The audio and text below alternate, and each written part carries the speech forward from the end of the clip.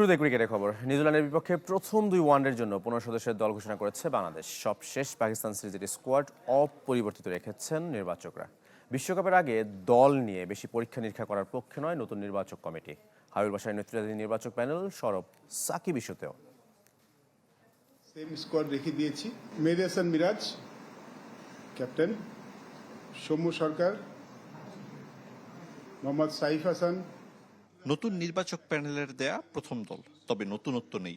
কাজী আশরাফ হোসেনের রেখে যাওয়া দলটার উপর আস্থা রেখেছেন প্রধান নির্বাচক হাবিবুল বাশার। আমরা যখন দলটা দেখেছি, দেখুন সবশেষ পাকিস্তান সিরিজের স্কোয়াড অপরিবর্তিত। ঘরের মাঠে নিউজিল্যান্ডের বিপক্ষে প্রথম 2 ওয়ানডেতে অধিনায়ক মেহেদী মিরাজের সঙ্গী পুরনো সতীর্থরা। কেন, কি কারণে তার ব্যাখ্যাও দিয়েছেন প্রধান নির্বাচক। পাকিস্তান সিরিজের 3 ওয়ানডেতে একই একাদশ নিয়ে খেলেছিল টিম বাংলাদেশ। সাইড বেঞ্চে থাকা সৌম্য, মাহিদুল, তানভীর, শরীফুলকে পর্যাপ্ত সুযোগ দেওয়ার পক্ষে, এমনকি অফ ফর্মে থাকা সাইফ হাসানকেও সেরা ছন্দে দেখার অপেক্ষায়।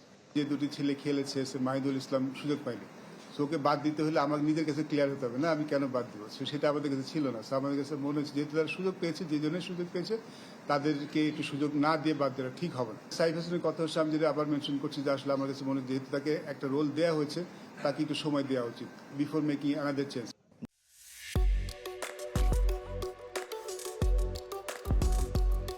দল গঠন নিয়ে অধিনায়ক মেহেদী মিরাজের মতামত শুনেছেন প্রধান নির্বাচক।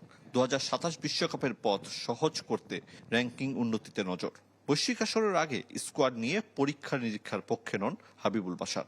প্রায়র টু ওয়ার্ল্ড কাপে আমরা কোনো চেঞ্জ করবো না। আমরা যদি চেঞ্জ করতে হয়, কাউকে যদি দেখতে হয়, আমরা নেক্সট 6 মান্থ কিংবা এর মধ্যে আমরা দেখে নিব। ওয়ার্ল্ড কাপের আগে কোনো পরীক্ষা নিরীক্ষার মধ্যে যাবো না। এটা আমাদের সিলেকশন কমিটির একটা আমাদের মধ্যে যেইটা আলাপটা হয়েছে। নিজেদের ক্যারিয়ারে উপেক্ষিত হতে দেখেছিলেন অনেককে। বাদ পড়ার কারণটুকুও জানার সুযোগ ছিল না নাঈম ইসলাম ও নাদিফ চৌধুরীদের। তাই প্রথমবার দায়িত্ব নিয়ে ন্যায্যতার বার্তা দিয়েছেন ক্রিকেটারদের।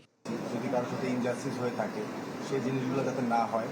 একটা প্লেয়ার অনেক সহজে ঢুকে গেল আবার সহজে বের হয়ে গেল, এরকম যাতে না হয়। আমাদের প্যানেলে আমরা যে জিনিসগুলো আমাদের মনে হয়েছিল যে আগে আমাদের এই জিনিসগুলো চেঞ্জেস হওয়া উচিত বা প্লেয়ারদের জানা উচিত, সেই জিনিসগুলো আমরা এখন চেঞ্জ করতে পেরেছি।